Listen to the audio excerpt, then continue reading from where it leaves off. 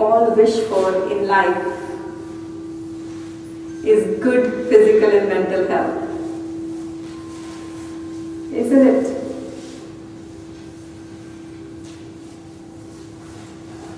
But can anyone define what do we mean by good physical and mental health? Do we know what that means? If we don't know how to define health, then it would be very difficult for us to achieve it. So it's very important for us to understand that when we say health, what do we truly mean by it? Let me explain to you what health means. When the fire of our appetite is perfect, it's normal, not too high and not too low. When all these 7 substances, which is essence, our blood, fat, flesh, bone, marrow, sperms, all of that, along with all senses, our eyes, our ears, our speech, our touch, our taste, and then our hands, our legs, and our tongue. All of that is normal. When our urinary and excretory systems are working properly, and when we have control over our thoughts, our actions, and our behavior, and there is purity and divinity in our deeds, and finally we have a sound sleep, that we put our head on the pillow and we can fall asleep. That's when we can say that we are in perfect physical and mental health. So now each one of you can just put yourself through this criteria and see where do we stand and how much work there is that we need to do and in what areas. Most of the times we are not able to achieve perfect health is because we are always focusing on what we see from our eyes, our outer body. We all know how to take care of the outer body. We go for exercise regularly, we give it a nutritional food, keep it clean, shower ourselves, put clean clothes, everything that we can think of to look good. But what we see has very limited capability. But we don't do anything about what we don't see. There are 2 parts of our body, the outer body, that's called gross body, and then there is inner body, that is subtle body. So outer body, we all are very expert in it, we learn a lot in fitness classes, but inner body, because we cannot see it, we truly don't do much to take care of our inner body. Think about it. Our liver has over 5,000 functions. How powerful it is. Our heart is beating 24/7. Think about it, that if our heart stops beating even for a minute, we will have difficulty in staying alive. Compared to outer body, if we lose or injure any part of outer body, we can still survive. But look at the inner body, our breath. Constantly we are breathing even when we are sleeping. Such powerful state-of-the-art system. But are we doing anything to take care of it? And then another very powerful inner system is our mind. Look at the power of mind, that through our loving feelings and loving emotions, we can call anyone, no matter how far our loved ones are, and convey our love and gratitude and warmth just through the loving emotions through our mind. How powerful it is. Yet, are we doing anything about taking care of our mind? The answer is no. So in order to achieve perfect health, we need to be taking care of the outer body and the inner body, the gross body and the subtle body simultaneously. Then only we can create balance between out and in, and we can achieve complete harmony between both layers. And that's when we can say we are in perfect health. And yes, it can be done. That is where our yogic science teaches us that, my child, even though there are 8 limbs of yoga, but even if we just follow the 3 key steps of yoga, we can take complete mastery over our outer and inner body. Yoga, what yoga means is to connect with the inner self, to join, to unite with the inner self. So when we do yogic exercises, we always start out by doing yogic stretches. What that does, it relaxes our body and it relieves us from strains and stresses of life. It improves the blood circulation inside the body.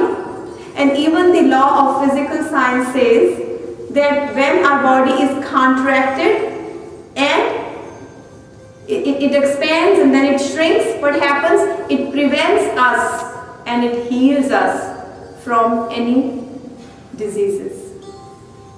So that's why we start out by doing outer body stretches. And then the second very important part of yoga is pranayama. Sanskrit word prana means life force. Life force that infuses life in us. So it's not just oxygen, it's oxygen plus more. It's life force that infuses life in us.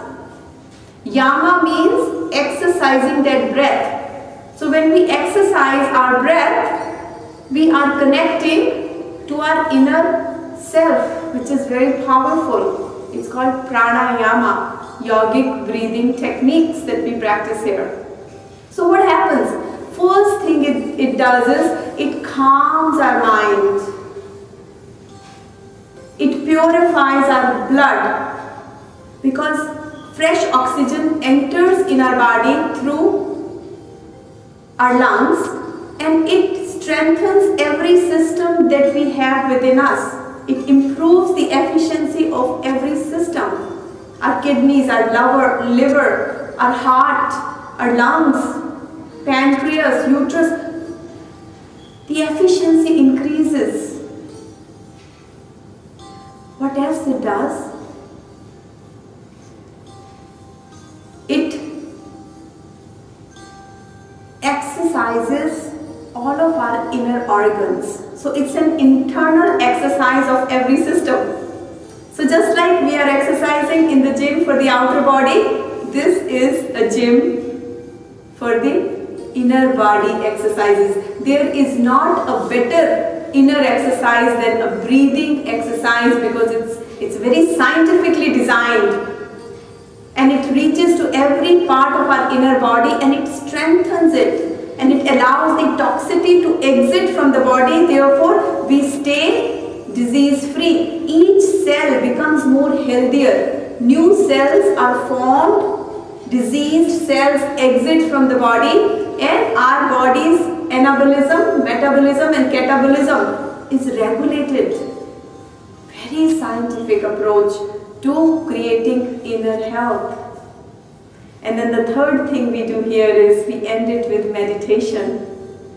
And what meditation does, it allows the prana to move from the base chakra of Muladhara to go all the way up to Sahasrara chakra here.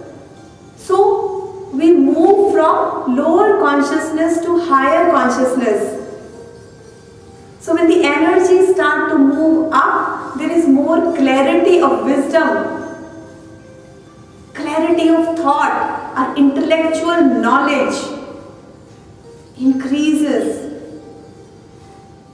And we start to feel so much imbalanced state of mind. We are able to disconnect from the past, and we are able to disconnect from the unpredictable future, and it brings us to this present moment of joy. But what we human beings do, we are so busy only taking care of the outer, accumulating outer wealth, that it's a saying that we all have heard, that what we do is we use our first half of our life accumulating wealth at the cost of health, and then the rest of the life we try to restore that lost health at the cost of what we've accumulated, and sometimes we don't even succeed in restoring that health. So think about it. Just like we are earning the outer wealth, for example, if someone is very wealthy, and what do we say about him is that he has the most buying power, because whoever has the most wealth can easily afford to buy anything that he or she wishes for. Cars, homes, computers, huge investments, buildings, anything. Same way, when we are able to earn inner health, which truly is our inner wealth, it has a lot of buying power too. Because once we have that inner health, with that we can buy peace, we can buy joy, we can buy happiness that will never end, we can have the confidence and inner strength, and we can have the positivity to only think right, think positive. So overall, we feel so strong, so confident, and always vibrating pure, healing energy. Look at the buying power. And once we have that power, there is no going back. We always have it. So,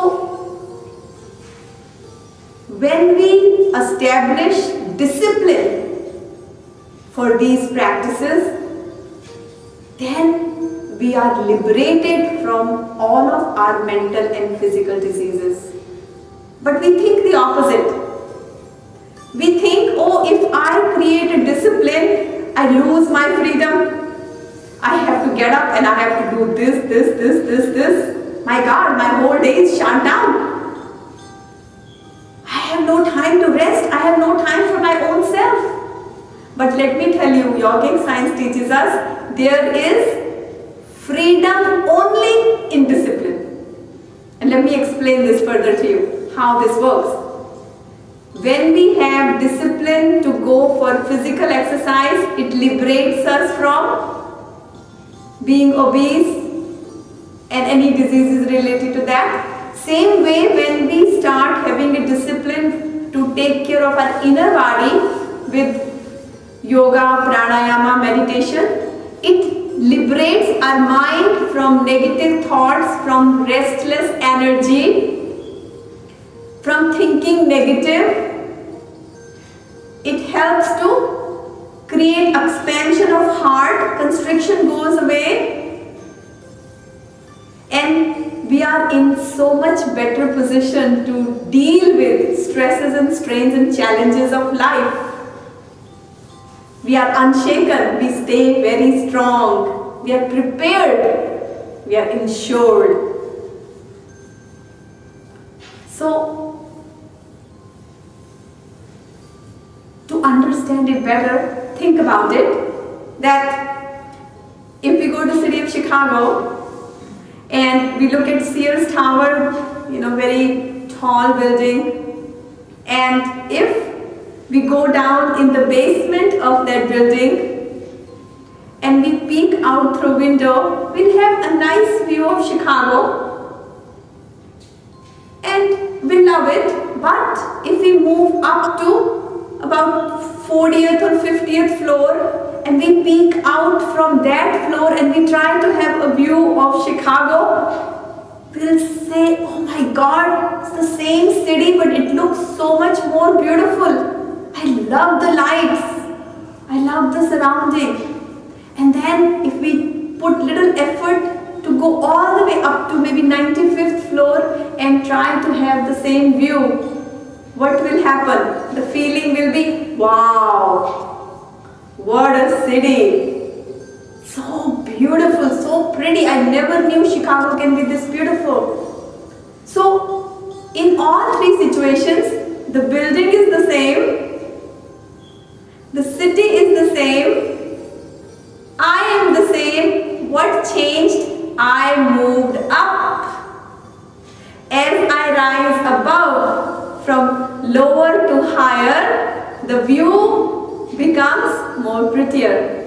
Similarly, our body and our mind is also like a very tall building, but it's a choice that we make. Do we want to live in the basement of this building?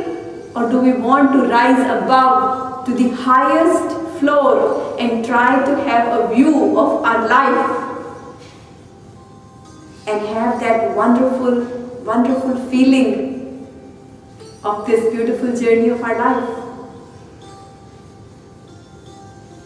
So, very important to understand, this health is not lost in one day, and neither is this health achieved in one day. Every day, if we don't embrace these practices, I can tell you that we are depleting our energy and strength, and we are inviting the diseases of old age in our life. Just like a lake. If you look at the lake, in the summertime, if there is no rain, in the heat of sun, lake can dry every day. But one day comes, all of a sudden we see there is no water left. So we understand it didn't dry overnight. It has been drying every day, and today is the day when we found out there is no water. Exactly the same way, without our knowledge, our health is depleting, our energy is depleting, but we don't know. And one day when we go for our checkup and when doctor sends us this message or news or report that we have blood pressure or we have cholesterol problem, that's when we realize that we have a problem. So yogic science teaches us that embrace these practices and run with them. If we cannot run with these practices, then at least walk. And if we cannot walk with these practices, then at least crawl. But make sure that we keep moving, because it is not the speed, but it is the direction that is very important in life. So with these beautiful words of yogic wisdom, we are going to start today's session. Let's go ahead and stand up for yogic practices.